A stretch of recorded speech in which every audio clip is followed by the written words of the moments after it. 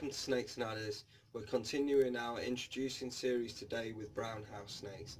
Now these will either be classed in the family Lamprophis or the family Boedon. You're going to go online and have a search and you're going to find them listed as both, because at one point or another they've been listed as either family. The ones that we're interested in today are the brown or Cape house snakes. The Cape house snake is Boedon capensis, and then the brown house snake is Boedon fulignosus. These are small colubrids that are full grown at 3.5 to 4 feet long, incredibly active constrictors. They absolutely adore food, they really go for it. And interestingly, they're one of the most prolific colubrid snakes that you can buy. Actually, you can't really permanently keep them together because the female will just breed and breed and breed. In the past we spoke about having to manipulate temperature, brumations, etc. to get them to breed. No such luck with these. If you've got an adult boy and an adult girl, you're going to end up with eggs. That's pretty much the way it works. And it's how often you get those eggs, which is also surprising. It's not unheard of to get 4, 5 or even 6 litters per season from a female. Now obviously you need to bear in mind that this puts the female at risk by producing so many eggs so regularly.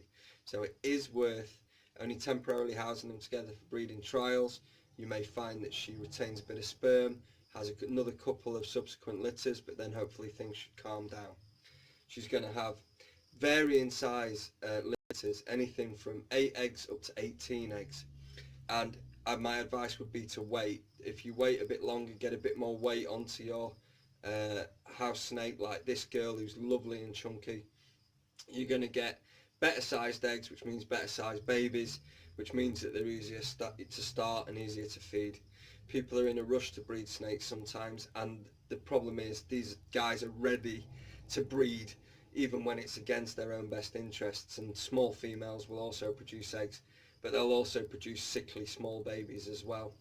So from a beginner's perspective, maybe a 2.5, 3 foot viv, a couple of low-lying branches, basking temperatures of about 30 degrees Celsius. They can cool down to about 24 degrees at night. We're going to give them a water container for them to have a drink, nice couple of hides for them to hide, one at the warm end, one at the cold end.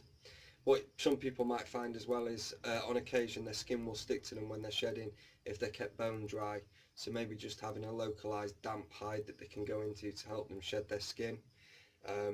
They don't really pose any huge issues with their care.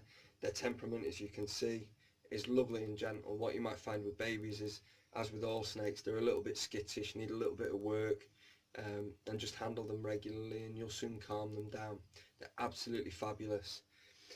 The family's got a few different species. So we've got the striped house snake, which is Boedon lineatus, the dotted house snake, which is Boedon maculatus, and then the daddy, the one that people really want, is the Aurora house snake, which is Lamprophis aurora, or Fisk's house snake, which is Lamprophis fisci.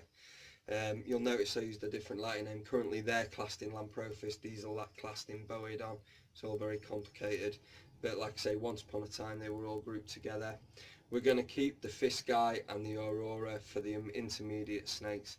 They don't feed as readily, they are smaller, and they can be a bit of a pain in the arse.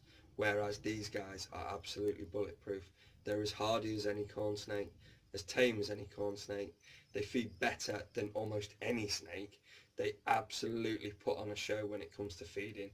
They love constricting their prey, wrapping around it, throwing it all around the tank. Real showmen in that regard. Husbandry wise, honestly, it doesn't get much more simple than this. Breeding wise, if you want to cut your teeth with a species that's not overly complicated to breed, then the African house snake would be a good choice, certainly for practicing the incubation of eggs to make sure that you're getting that process right as well. I'm really glad that you're enjoying the introducing series. We're very much nearing the end of the beginner snake series now, and we will begin starting the beginner lizards within the next few weeks. So keep checking out what we're doing. Visit the website, which is www.snakesandadders.co.uk, to see what we're all about. Cheers.